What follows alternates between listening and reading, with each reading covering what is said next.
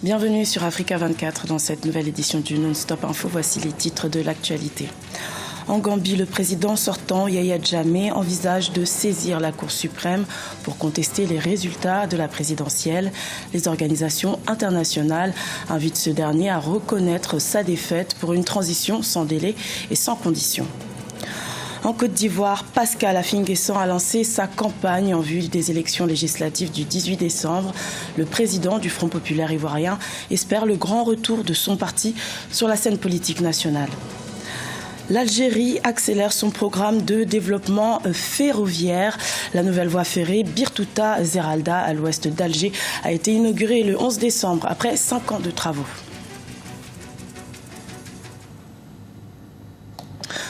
En Gambie, face au revirement du président sortant, Yahya Jammeh, les organisations internationales n'ont pas manqué de réagir. L'Union africaine, les Nations unies ou encore la CEDEAO appellent le président sortant à prendre acte de sa défaite à la manière de son homologue ghanéen, John Dramani Mahama, lui aussi défait il y a quelques jours. Mariama Dramé. Le président Yahya Jammeh envisage de contester les résultats devant la Cour suprême en Gambie. Pour le chef de l'État actuel et candidat à la présidentielle du 1er décembre, c'est la Cour suprême qui devra trancher sur le contentieux post-électoral. Après avoir rejeté les résultats de la présidentielle et donc sa défaite, le président sortant change une fois de plus de stratégie. Son parti, la PRC, a annoncé dans la nuit de ce samedi 10 décembre son intention de suivre les recours légaux pour la contestation des résultats. Il faut dire que c'était quelque chose qui était prévisible dans la mesure où depuis les premières proclamations de résultats, Yahya Jammeh avait reconnu sa défaite. Mais tout de suite après, il y a eu une très mauvaise communication du candidat Adama Barrow. Il y a eu une pression internationale qui s'est abattue sur Yahya Jammeh. Certains qui réclamaient déjà qu'il soit traduit devant la Cour pénale internationale.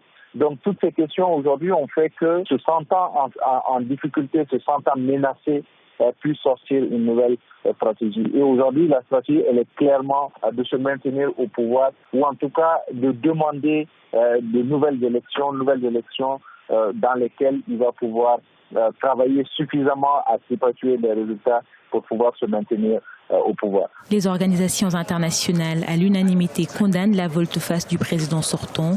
Le Conseil de sécurité des Nations Unies, la CEDEAO ou encore l'Union africaine l'invitent au respect des urnes. La victoire du président élu Adama Barrow reste la véritable expression de la volonté du peuple gambien au terme de l'élection libre et équitable. Nous exhortons le président Yahya Jammeh à faciliter un transfert pacifique et ordonné du pouvoir aux vainqueurs. Nous invitons les forces de défense et de sécurité de la Gambie à rester strictement neutres. Nous sommes prêts à travailler en étroite collaboration avec les parties prenantes régionales et internationales, notamment la communauté économique des États de l'Afrique de l'Ouest et les Nations Unies pour trouver la meilleure voie pour une transition rapide et un transfert pacifique du pouvoir. Le parti du président Yahya Jammeh devrait déposer sa plainte ce mardi 13 décembre 2016. La Cour suprême n'a pas siégé depuis plus d'1 an, ce qui implique que les juges devront être nommés avant qu'ils puissent examiner cette plainte légale du président sortant. La CEDEAO invite justement le président gambien sortant, Yahya Jammeh, à reconnaître sa défaite. Une délégation composée notamment des présidents du Nigeria, de la Sierra Leone et du Libéria doit se rendre ce mardi 13 décembre à Banjul pour demander à Yahya Jammeh de respecter le verdict des urnes et d'accepter sa défaite face au président élu Adama Barrow.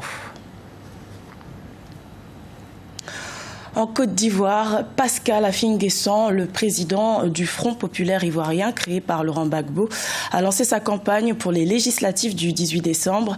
Lui-même candidat à ces scrutins, il espère que sa formation politique remportera entre 30 et 50 sièges au Parlement. Reportage de notre correspondant Olivier Conan. Faire un grand retour à l'Assemblée nationale, c'est l'ambition du FPI, Front populaire ivoirien. Pour montrer la voie, le président du parti, Pascal Affi-N'Guessan, est candidat dans la circonscription électorale de la sous-préfecture de Bongouanou, au centre-est du pays. À Brouapaoussou, comme dans les autres villages, Affi-N'Guessan explique les raisons pour lesquelles les électeurs doivent voter pour le FPI.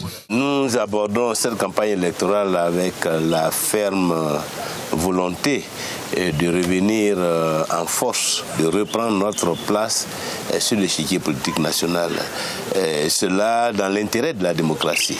Il n'est pas acceptable qu'en Côte d'Ivoire, une seule coalition politique domine la scène politique, soit à la fois au gouvernement et totalement à l'Assemblée nationale.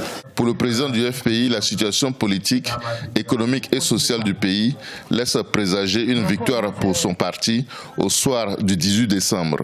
Nous avons, je dirais, le grand espoir de remporter le maximum de sièges compte tenu de l'insatisfaction générale, compte tenu de la déception qui traverse la société ivoirienne, des contre-performances du pouvoir actuel, de la situation, je dirais, de violation flagrante des droits de l'homme, des libertés, de la paupérisation croissante des populations.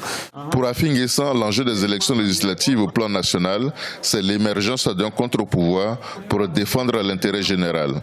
Le FPI présente 186 candidats pour briguer les 250 sièges de députés à l'Assemblée nationale. En Égypte, un attentat à la bombe perpétré dans une église copte au Caire dimanche 11 décembre a fait au moins 25 victimes. Pour les enquêteurs, la volonté de créer un conflit religieux à grande échelle entre les chrétiens coptes et les musulmans serait à l'origine de cette attaque. 4 suspects ont déjà été arrêtés. Zahra Mohamed Moutiou. Ces gravats qui jonchent encore le sol témoignent de la violence de l'attentat. Dimanche, une bombe explose dans cette église copte orthodoxe du Caire. Au moins 25 personnes y ont laissé la vie et 49 autres sont blessées selon un bilan provisoire. C'est toute la communauté copte qui est frappée en plein cœur, mais les Égyptiens refusent d'être divisés. Nous ne faisons qu'un, il n'y a pas de chrétiens et de musulmans, seulement des Égyptiens. Le lieu ciblé par l'attaque est l'église Saint-Pierre et Saint-Paul, proche de la cathédrale Saint-Marc, siège du pape de l'église copte. Les enquêtes préliminaires révèlent que la bombe était constituée d'environ 12 kilos de TNT. L'explosion a profondément ému. Des dizaines de personnes ont afflué vers l'église peu après l'attentat pour montrer leur solidarité envers les victimes, mais aussi pour exhorter les autorités à faire la lumière sur cette tragédie. J'ai prié tous les jours dans cette église. Je suis allé ailleurs aujourd'hui pour je ne sais quelle raison. J'ai toujours dit que la sécurité était insuffisante autour de cette zone. Les Coptes orthodoxes d'Égypte forment la communauté chrétienne la plus nombreuse du Moyen-Orient. L'attentat du 11 décembre n'a pas encore été revendiqué. Le président égyptien Abdel Fattah al-Sisi a condamné cette attaque et un deuil national de 3 jours est observé depuis ce dimanche. En Algérie, le programme national des transports ferroviaires qui a pour objectif de généraliser la voie ferrée se poursuit.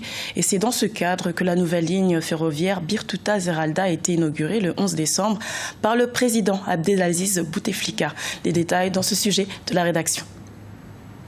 Zeralda est désormais à moins d'1 heure d'Alger par train. La nouvelle ligne ferroviaire algérienne électrifiée qui relie Birtouta à Zeralda a été inaugurée ce dimanche 11 décembre 2016 en présence du président Abdelaziz Bouteflika. Un aménagement ferroviaire d'une vingtaine de kilomètres à l'ouest d'Alger comprenant 5 gares, à savoir Birtouta, Tassala El Merja, Sidi Abdellah, Université de Zeralda et Zeraldaville. Sa capacité de transport est de 50 000 voyageurs par jour. C'est un projet qui s'inscrit dans l'aménagement ferroviaire de la région algéroise. Le projet en question a démarré en juin 2011, cependant il a connu quelques contraintes exogènes qui l'ont empêché d'avancer à l'instar des problèmes liés à l'expropriation. Une fois toutes ces contraintes levées, nous avons mis le paquet pour réaliser des gares qui répondent aux normes internationales. La construction de cette ligne ferroviaire a été confiée à la compagnie algérienne Infrarail et à la société turque Yapi pour un coût de 35 milliards de dinars.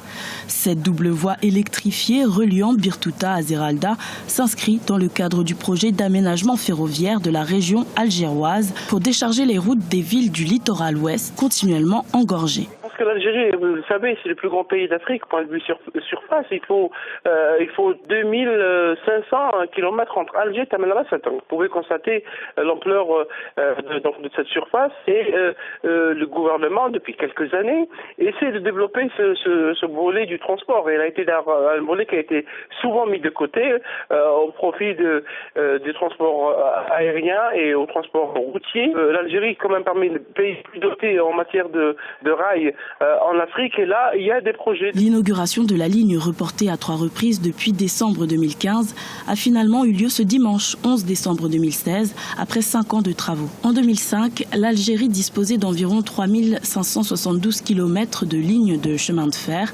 Près de 10 ans plus tard, le pays dispose d'un réseau ferroviaire de plus de 4440 km, soit une augmentation de plus de 868 km. Ce journal a été réalisé par l'ensemble de la rédaction. Merci de votre fidélité. Retrouvez dans un instant une nouvelle édition de l'information sur Africa 24.